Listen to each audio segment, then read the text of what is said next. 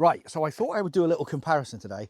Obviously, I just picked this up yesterday, the new for 2025 BMW R1300R, which in the 719 colours, the black and the red, I think is lovely.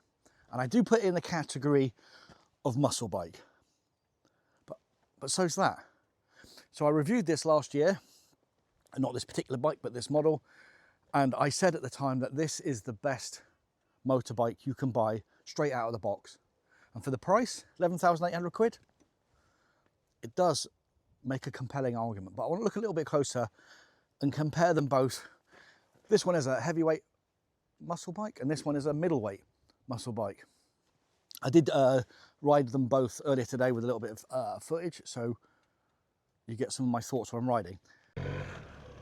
Right, you join me on my R1300R. The first thing you notice is its comfort and its heft, but it's heft in a balanced way. The power is super predictable. The weight on the front end is just about right. This road is fucking awful.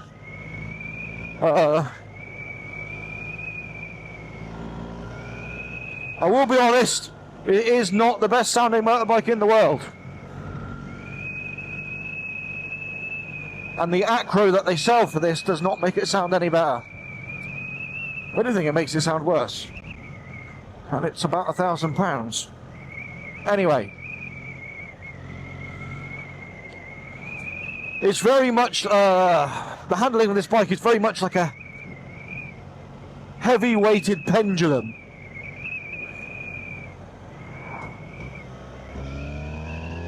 But it wants to go. But not in a, I don't know. It is a heavyweight muscle bike. I don't know how else to describe it.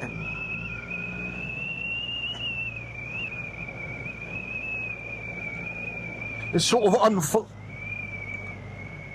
it feels like a bike you can't fluster. Perhaps that's famous last words.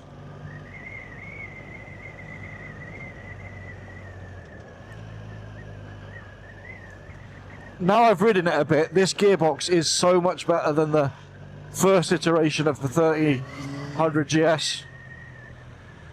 And there is the MT09 SP I'm about to ride.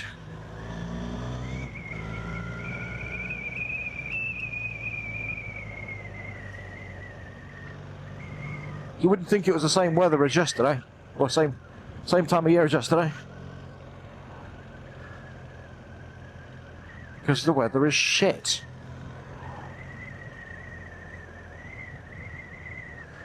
We're in Somerset, for those that are wondering where we are.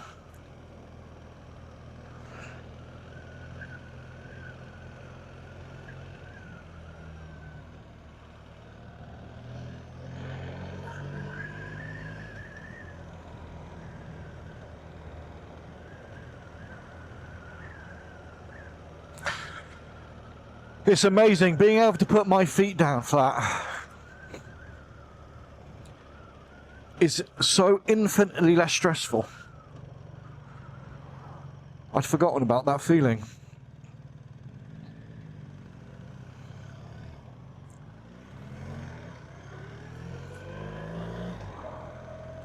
I filled this bike up earlier.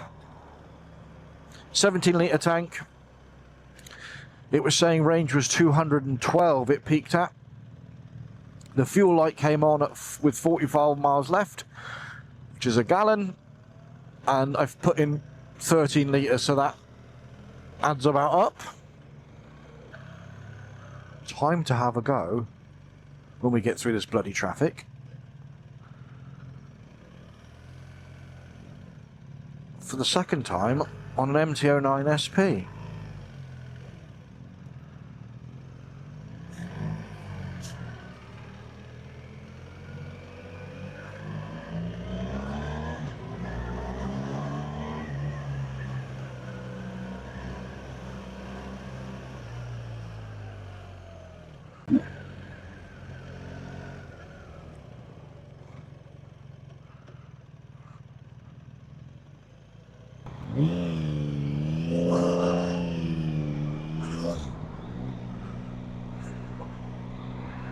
Right. Ooh, the first thing you notice on this bike is it weighs about 6 ounces compared to mine. The gearbox is infinitely lighter, dare I say smoother. It sounds better, and it wants to be a Hooligan. Yeah. Nice little burble on the overrun.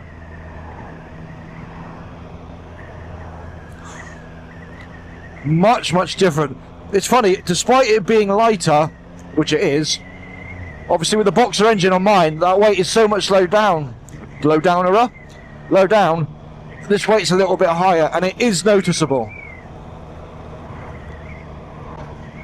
It's a lot more upright position than my bike. Right. That's fourth gear, and we'll have a get a bit of this. 1, 2, 3, we'll go. Because it is a higher revving engine than that boxer engine, that was down into fourth, and the revs still weren't in the right place for it to go. So we'll come down again. It's 4,000 revs in fifth, 4.5. Let's go third. Yeah, you've got to change down a lot of gears for this to fly, which is no bad thing. It does encourage somewhat more enthusiastic riding, let's say.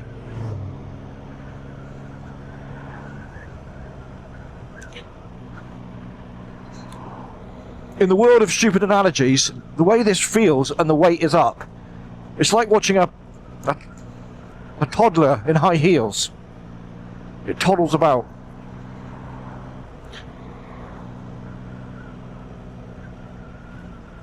And personally, I do prefer the heft of mine.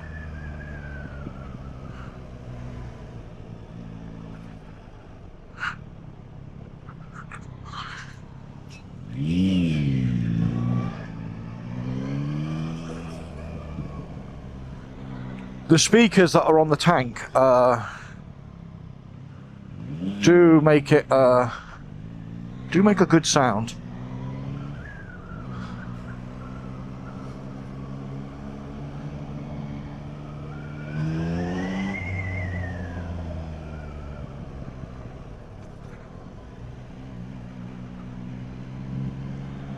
Doesn't weigh anything.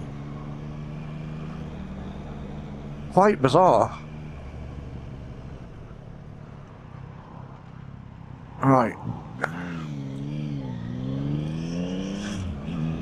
It's not as comfortable, I will say that. It's not uncomfortable.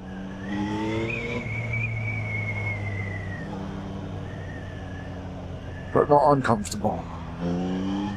That third gear punch is very nice. Fucking shit the bed, man. Right. Let's stop you there. What does heavyweight get you? Gets you an 18 grand bill, that's for certain. Gets you a 1300 cc engine, 145 brake horsepower, and quite staggering 149 newton meters of torque. As we all know, torque gets you there, brake horsepower keeps you there, and this wants to go. I would almost put it in the category of a big heavyweight diesel. That's where I see that as power. Incredibly comfy seat, a lot of money though. Now the MT-09 SP. As I said, 11,800 quid brand new, 890 cc or thereabouts, 120 brake horsepower and a shade over 90 brake horsepower. The thing you do get with this is its lightness. The clutch is super light, the gearbox is super light, the engine revs.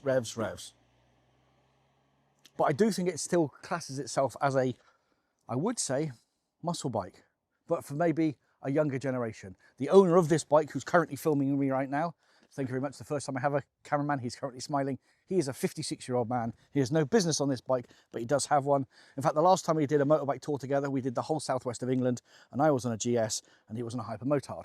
So that tells you all you need to know about him. So, handling wise, this is 180 kilos. That is 235 kilos. You notice that 50 kilo difference, but it's the position of the weight. Whilst this is lighter, I can feel that the weight is up here, and this is heavier, and I can feel that the weight's down there, and it swings like a heavy pendulum. That dropping into corners is a much more deliberate amount of effort than that. But the question is, if you're going to spend money and you wanted a muscle bike, which one do you buy? If money was no object, and both bikes were, let's say, the same price, which one do you want to buy? I think the thing with BMW, and the thing BMW's done really well always, is the quality of the materials over its competition, particularly the Japanese. Specifically the switchgear. This switchgear has, I mean, we're all very familiar with it now, but I think the quality of those plastics stand out over and above all of the competition. The little whizzy wheel, as Mr. Dunflyer calls it, which annoys me that he calls it that because it's now in my mind, mega simple to use, and everyone's sort of familiar that's been in and around BMW for the last 5 to 10 years. But all the plastics, all the bits you touch are of the quality that you'd expect it to be, almost without a level of compromise. I'm sure they have made compromises on price. Not sure where though, but everything feels right.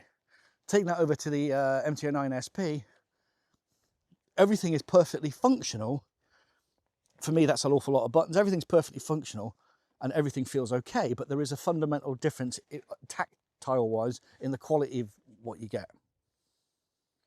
So, where are you going to put your money? I think they both have a fundamental compromise, which you have to decide upon. That has a whomping great big engine poking out either side, which is not to everybody's taste.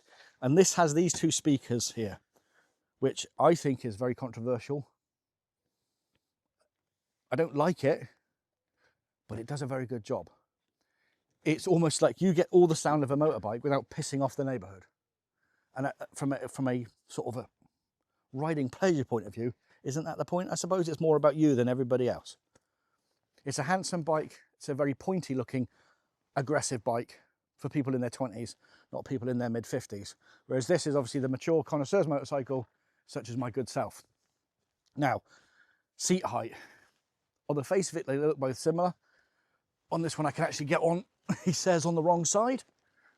And I am quite comfortably flat down on both feet. The thing the BMW does have, which I think should be on all bikes, is the holding brake, or the hill start assist brake. So it acts as like a handbrake and pulls away like you might have an automatic handbrake on a car.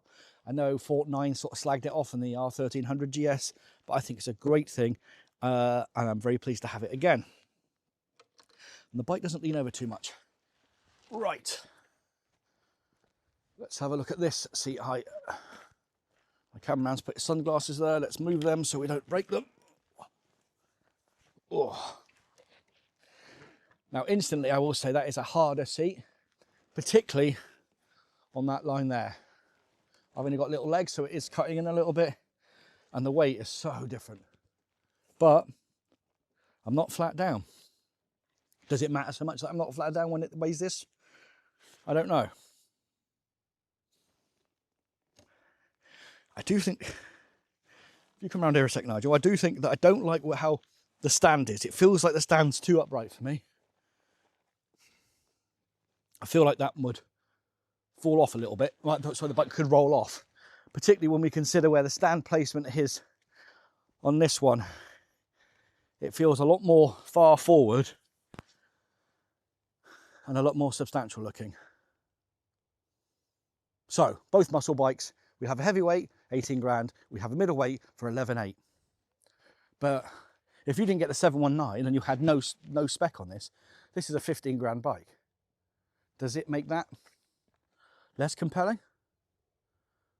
I think I'm not a Japanese bike guy. Like some people aren't BMW guys, horses for courses. But I think, pound for pound, despite having just bought this, and despite having all the compromises I think this has to make, this is still a better bike. Nigel bought his second hand. It's a 74 plate. It had only done 200 miles and it had lost 1,500 quid of its value.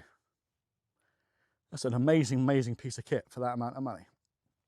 But if you're going to get a cheaper one of these, do you go, well, actually, I'll go cheaper again and get an early street triple or a speed triple? So you now start getting into a territory of bikes where it doesn't stack up. It stacks up as a brand new bike against its competition, but perhaps it doesn't stack up against its brethren for a lower price point. Where this, obviously being a brand new bike, the 1250R was super popular right up until the minute they stopped making it. Will this be the same? Who knows? Anyway, with that, if you can hit subscribe, that'd be awesome. Cheers.